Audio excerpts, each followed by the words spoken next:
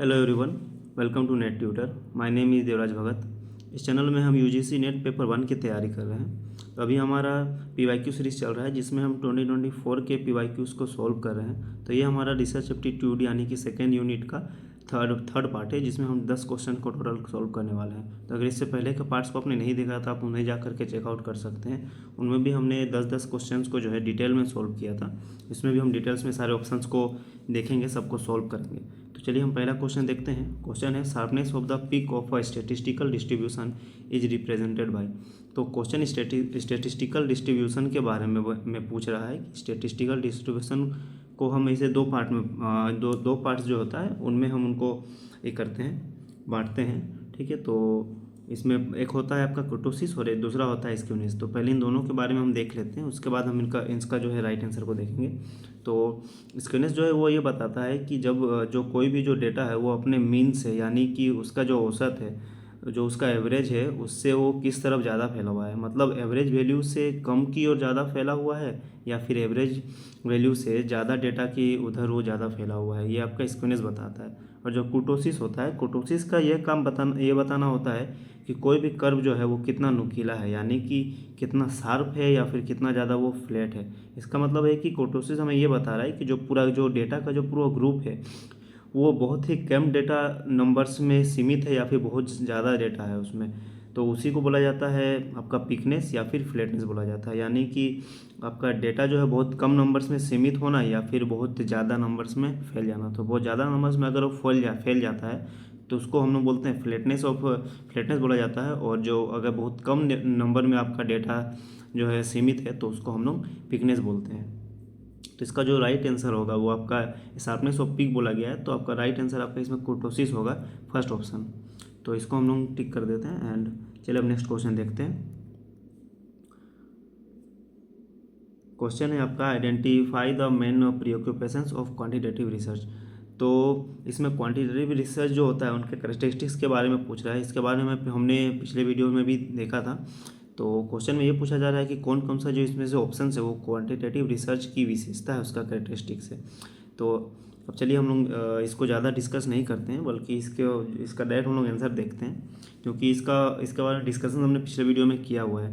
तो पहला है मेजरमेंट। तो ये इसका कैरेक्टरिस्टिक होता है, कैजुअलिटी भी होता है और आपका जनरलाइजेशन भी होता है। इम्फेसिस ऑन कॉन्टेक्स्ट हमने इसके बारे में नहीं पढ़ा था, तो ये इसका ऑप्शन नहीं होगा, क्योंकि ये आपका क्वालिटेटिव रिसर्च का जो है पार्ट होता है। तो इसका right answer A, B and D होगा।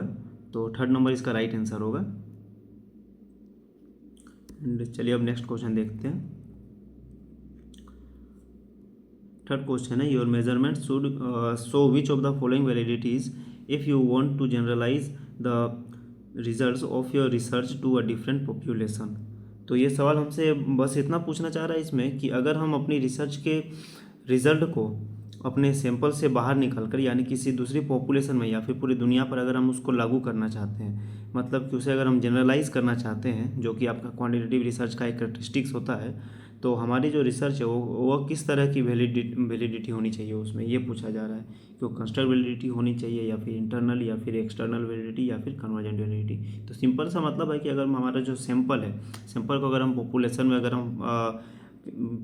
में यदि वो लागू हो रहा है या नहीं हो रहा है, उसको हम क्या बोलते हैं, तो कौन सा वैलिडिटी होता है। तो इसका राइट आंसर आपका एक्सटर्नल वैलिडिटी होगा। लेकिन हम बाकी ऑप्शंस को भी एक बार देख लेते हैं। तो पहला है कंस्ट्रक्ट वैलिडिटी। तो ये वैलिडिटी ये चेक करती है कि रिसर्चर का टेस्ट या टूल उसी कॉन्सेप्ट या थ्योरी को मेजर कर रहा है या नहीं जिससे मापने के लिए उसे बनाया गया है, उसको हम लोग कंस्ट्रक्ट वैलिडिटी बोलते हैं। ठीक है। और जो था आपका सेकेंड ऑप्शन है इंटरनल वैलिडिटी, यह आपके अंदर की मतलब कि अंदर के ये को देखता है, डेटा को देखता है कि उसमें कितना सही है कितना गलत है डेटा अपने आप में। ये बताता है कि जो वेरिएबल्स है, आपका जो भी वेरिएबल्स है उनके बीच जो कोज एंड इफेक्ट का जो रिलेशनशिप है वो सही है या नहीं है। ठीक है। एंड आपका थर्ड तो आपका एक्सटर्नल वैलिडिटी होता है। इसका जो मतलब वही जो मैंने क्वेश्चन में एक्सप्लेन किया वही होता है। इसका मतलब कि जो छोटा सा सैंपल है वो पूरे पॉपुलेशन में जो है अगर वो आपका बैठ जाता है सटीक तरीके से, यानी कि हमारा रिसर्च अगर कामयाब हो जाता है, यदि जनरलाइज हो जाता है, तो उसी को हम एक्सटर्नल वैलिडिटी बोलते हैं। एंड जो चौथा है आपका कन्वर्जेंट वैलिडिटी, यह आपका कंस्ट्रक्ट जो वैलिडिटी जो हमने पहला ऑप्शन पढ़ा उसी का एक पार्ट है, जिसमें जिसमें यह है कि एक चीज़ को नापने वाले दो अलग अलग टेस्ट आपस में कितने जो है कितने मतलब कि सेम रिजल्ट देते हैं, उसके बारे में बताया जाता है। कि कोई अगर हमने कोई रिसर्च किया, अगर दो अलग अलग हमने टूल्स से उनका रिसर्च किया, तो वो दोनों जो टूल्स है वो कितना सेम हमें जो है रिजल्ट दे रहे हैं, उसी को कन्वर्जन वैलिडिटी बोला जाता है। ठीक है। एंड तो इसका हम लोग का जो राइट आंसर होगा वो 3rd नंबर होगा। एंड हम लोग अब नेक्स्ट क्वेश्चन देखते हैं, 4th क्वेश्चन। ये है आपका sampling technique that relies on getting information from people who know about a population of interest rather than from members of the population themselves refers to. तो question में ये पूछ रहा है कि अगर किसी खास ग्रुप या किसी सोसाइटी के बारे में रिसर्च करना हम चाहते हैं, तो हम उस ग्रुप के सभी लोगों के पास खुद जा कर के जानकारी नहीं मांगते, बल्कि हम किसी ऐसे इंसान से जानकारी लेते हैं जो उस पूरे ग्रुप के बारे में पहले से ही सब कुछ जानता हो। तो इस तरीक़ा का डेटा कलेक्ट करने का जो भी टेक्निक है उसको क्या बोला जाता है, ये इसमें पूछा जा रहा है। तो इसमें 4 ऑप्शन है। पहला है प्रोबेबिलिटी सैम्पलिंग, दूसरा है की इन्फॉर्मेंट सैम्पलिंग, तीसरा है स्नोबॉल सैम्पलिंग और चौथा है कोटा सैम्पलिंग। तो सबसे पहले हमें इन चारों के बारे में जानना पड़ेगा, उसके बाद हम अपने राइट आंसर को देखेंगे। तो चलिए अब पहला ऑप्शन देखते हैं, प्रोबेबिलिटी सैम्पलिंग। तो इसके बारे में हमने पिछले वीडियो में देखा था। तो प्रोबेबिलिटी सैम्पलिंग एक लॉटरी के जैसे है कि इसमें जो होता है, इसमें हर किसी के चुने जाने का पूरा आपका बराबर चांस होता है, इक्वल चांस होता है। तो यहाँ पर हम किसी भी इंसान के ऊपर निर्भर नहीं होते हैं, तो ये ऑप्शन आपका गलत हो जाएगा। सेकेंड ऑप्शन है आपका की इन्फॉर्मेट सैम्पलिंग। तो ये आपका राइट आंसर है, क्योंकि इसका मतलब ही होता है सूचना देने वाला। ठीक है। तो ये जो टेक्निक है, इसमें रिसर्चर पूरे पॉपुलेशन में एक एक करके सबसे बात करके सबसे डेटा कलेक्ट करने के बजाय ऐसे पर्सन को चुनता है जो जिसके पास में पूरे पॉपुलेशन की जो होती है नॉलेज होती है। तो सेकंड ऑप्शन इसका राइट आंसर होगा। एंड हम थर्ड ऑप्शन भी एक बार देख लेते हैं, थर्ड और फोर्थ को भी। थर्ड है आपका स्नोबॉल सैम्पलिंग। इसमें हम एक पर्सन को ढूंढते हैं, फिर वो दूसरे पर्सन को ढूंढता है, फिर दूसरा क्या करता है वो तीसरा पर्सन को ढूंढता है। तो ये एक नेटवर्क की तरह काम चलता है। चेन मार्केटिंग का जो काम होता है उसी तरह का काम होता है इसमें भी, जिसमें कि हम लोग चेन सैम्पलिंग करते हैं। ठीक है। एंड फोर्थ ऑप्शन जो आपका कोटा सैम्पलिंग, इसमें रिसर्चर अपनी मर्जी से जो है हर ग्रुप का जो होता है एक फिक्स कोटा तय कर देता है। कि जैसे किसी रिसर्च में जो है हमको यदि किसी भी रिसर्च को हम लोग अगर कर रहे हैं, उसमें हमें अगर 100 पर्सन को रखना है ऑब्जर्व करने के लिए, तो उनमें से 50% मेल होंगे, 50% फीमेल होंगे। तो इस तरह का सैम्पलिंग को हम लोग कोटा सैम्पलिंग कहते हैं। तो इसका राइट आंसर की इन्फॉर्मेट सैम्पलिंग होगा। ठीक है। जिसमें हम किसी एक इंसान से पूरे पॉपुलेशन का जो है डेटा लेते हैं। तो चलिए अब हम नेक्स्ट क्वेश्चन देखते हैं हम लोग। नेक्स्ट है identify the measures of dispersion. तो इसमें मेजर ऑफ डिस्पर्सन के जो टूल होते हैं उनके बारे में पूछा जा रहा है। तो हमको ये देखना है कि इनमें से कौन कौन सा टूल जो है वो मेजर ऑफ डिस्पर्सन का टूल है। तो हम लोग सबसे पहले हम ये जानते हैं कि मेजर ऑफ डिस्पर्सन होता है क्या। ये आपका स्टैटिस्टिक्स का आपका टॉपिक है। तो मेजर ऑफ डिस्पर्सन हमें ये बताता है कि कोई भी जो डेटा है वो अपने मीन से, यानी कि अपने एवरेज से कितना दूर तक फैला हुआ है, यानी कि वो अपने एवरेज से कितना ज़्यादा है और या फिर अपने एवरेज से कितना कम है। इसमें जो है आपका, तो देखते हैं इसका ऑप्शंस क्या क्या है। पहला है मीन डेविएशन, सेकंड है मीडियन, तीसरा है स्टैंडर्ड डेविएशन, चौथा है रेंज एंड पांचवा है क्वार्टाइल। तो इसमें मीडियन नहीं होगा और आपका क्वार्टाइल भी नहीं होगा। तो यानी कि इसका राइट आंसर होगा ए मीन डेविएशन, सी हो जाएगा स्टैंडर्ड डेविएशन और डी हो जाएगा range. A, C and D, यानी कि थर्ड ऑप्शन इसका राइट हो जाएगा। और मीडियन इसलिए नहीं होगा क्योंकि वो डिस्पर्सन का माप नहीं करता, बल्कि वो आपका डाटा के सेंट्रल को देखता है। ठीक है। तो ये मीडियन हो गया। और जो आपका क्वार्टाइल है, क्वार्टाइल भी नहीं होगा क्योंकि क्वार्टाइल डेटा को 4 बराबर हिस्सों में बांटता है, यानी कि 1/4 करके जो है 4 हिस्सों में बांटता है। क्वार्टाइल डेविएशन जो होता है क्वार्टाइल का, वो आपके मेजर ऑफ डिस्पर्सन को मेज़र करता है, बट डिस्पर्सन को मेज़र करता है, बट क्वार्टाइल नहीं करता है। तो इसका right answer A, C and D हो जाएगा। तो चलिए अब हम लोग नेक्स्ट क्वेश्चन देखते हैं। नेक्स्ट क्वेश्चन आपका 6 नंबर है। क्वेश्चन ये है कि an instrument use in structure observation that mentions the categories of behaviour to be observed is known as.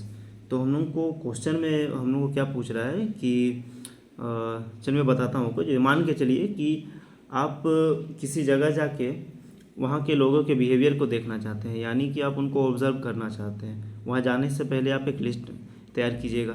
ठीक है। जिसमें आप कुछ टॉपिक्स को लिखते हैं, यानी कि जैसे कि आप आपको एक कैटेगरी बनाते हैं कि आपको जो है किसी भी लोगों से जो भी हम आपको डेटा आपको जो भी कलेक्ट करना है, उसमें आप कैटेगरी बना रहे हैं कि मुझे इन चीज़ों का डेटा मुझे कलेक्ट करना है, इन बिहेवियर्स का या फिर लोगों के ऐसे लाइफ स्टाइल का या किसी भी तरीके का मुझे डेटा कलेक्ट करना है। तो आपने 4-5 कैटेगरीज मान के चलिए। अब जा करके आप उनको ऑब्जर्व कीजिएगा, उनसे बात कीजिएगा। तो वो जो लिस्ट है आपका, जिस लिस्ट के बेसिस पे आप लोगों से क्वेश्चंस पूछ रहे हैं, जिस कैटेगरी के बेसिस पे आप लोगों से क्वेश्चन पूछ रहे हैं, उस कैटेगरी को क्या बोला जाता है, इसमें ये पूछा जा रहा है। तो पहला ऑप्शन है कैटेगरी शेड्यूल, सेकंड ऑप्शन है ऑब्जर्वेशन डिवाइस, थर्ड है ऑब्जर्वेशन शेड्यूल और फोर्थ है ओंटोलॉजिकल टूल। तो चलिए अब हम इन चारों ऑप्शंस को एक एक करके देखते हैं। तो पहला ऑप्शन जो आपका कैटेगरी शेड्यूल है, इसमें क्या होता है कि यही आपका राइट आंसर है, क्योंकि इसी में ऐसा होता है कि रिसर्चर पहले से ही कुछ प्लान कर लेता है कि कहीं पे भी अगर मैं जा रहा हूँ तो किस किस टॉपिक का मुझे क्वेश्चंस पूछना है, उसको वो कैटेगरी कर लेता है, कैटेगराइज कर लेता है और उसके बाद जो है उसका शेड्यूल बना लेता है और उसको फिर आपको पूछता है वो। ठीक है। एंड सेकेंड ऑप्शन है आपका ऑब्जर्वेशन डिवाइस। तो फर्स्ट ऑप्शन ही आपका राइट आंसर होगा। एंड सेकेंड देखते हैं हम ऑब्जर्वेशन डिवाइस। तो ऑब्जर्वेशन डिवाइस ये आपका बेसिकली क्या होता है, रिकॉर्डिंग करने वाले जो भी आपके फिजिकल इंस्ट्रूमेंट्स से, जैसे कि कैमरा हो गया या फिर वॉइस रिकॉर्डर हो गया, उन चीज़ों के लिए यूज़ होता है। एंड थर्ड है आपका ऑब्जर्वेशन शेड्यूल। तो ऑब्जर्वेशन शेड्यूल जो होता है आपका, जैसे कि कैटेगरी शेड्यूल क्या है कि वो सिर्फ कैटेगरी के बारे में बात करता है, लेकिन ये जो है ये उसका थोड़ा वास्ट वर्ड हो जाता है, जिसमें कि आप ऑब्जर्वेशन में सिर्फ आप कैटेगरी को नहीं देखते, आप ऑब्जर्वेशन का टाइम को देखते हैं, प्लेस को देखते हैं, या फिर और भी कुछ चीज़ों को आप ऐड करते हैं, उन सभी चीज़ों को देखते हैं। तो ये आपका ऑब्जर्वेशन शेड्यूल हो जाता है। जो आपका फोर्थ नंबर है ओंटोलॉजिकल टूल, ये आपके रिसर्च एप्टीट्यूड में ऐसा कोई भी टूल आपका यूज़ नहीं होता है। तो इसका जो राइट आंसर है वो आपका फर्स्ट नंबर ही हो जाएगा। एंड अब हम लोग नेक्स्ट क्वेश्चन देखते हैं। नेक्स्ट क्वेश्चन है response of participants who are well aware of the fact that they are being study is considered as. तो क्वेश्चन में जो पूछ रहा है, मैं उसके बारे में आपको एक एग्जांपल से बताता हूँ। जैसे कि मान लीजिए कि आपको किसी रिसर्च या टेस्ट में शामिल किया गया है, ठीक है, कि कोई रिसर्चर है वो रिसर्च करना चाहता है, तो आप भी उस चीज़ में है कि आपको भी वो रिसर्च में आपको भी उसने अपने अंडर लिया है। तो और आपको पहले से ये बात पता है कि वो जो रिसर्चर है वो आपके ऊपर रिसर्च कर रहा है, आपको भी अपने रिसर्च में, अपनी स्टडी में उसने आपको भी रखा है। तो जब आपको इसको बात का पता रहता है, तो आप जो आपका जो नेचुरल बिहेवियर है उसको करने के बजाय आप क्या करते हैं कि थोड़ा बहुत दिखावा करने लग जाते हैं, या फिर अपना बिहेवियर जो होता है उसको बदल लेते हैं। तो इसमें यही पूछा जा रहा है कि इसको क्या बोला जाता है। तो पहला ऑप्शन है डायरेक्टेड रिस्पॉन्स, सेकेंड ऑप्शन है आपका इंटेंशनल रिस्पॉन्स, थर्ड है डिज़ायर इफेक्ट और चौथा है रिएक्टिव इफेक्ट।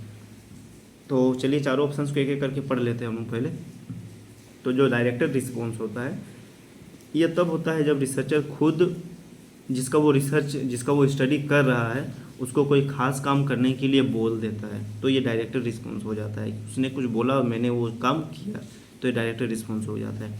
सेकेंड है आपका इंटेंशनल रिस्पॉन्स। तो इसमें क्या होता है कि जब कोई पर्सन पूरे होश में या फिर पूरी तरीके से सोच समझ के जो है आपके सवाल का अच्छे से जवाब देता है, अपने हिसाब से जवाब देता है, तो उससे हम इंटेंशनल रिस्पॉन्स कहते हैं। एंड जो थर्ड है वो है डिज़ायर इफेक्ट। तो इसका मतलब होता है कि जब लोग किसी सर्वे या रिसर्च में जवाब देते हैं तो वो सही जवाब नहीं देते, बल्कि वो ऐसा जवाब देते हैं जिससे वो सोसाइटी के नज़र में बहुत मतलब उनको अच्छा माना जाए। तो ऐसा लोग इसलिए करते हैं ताकि उनकी छवि अच्छी दिखे, उनको लोग अच्छा समझें उनके बारे में।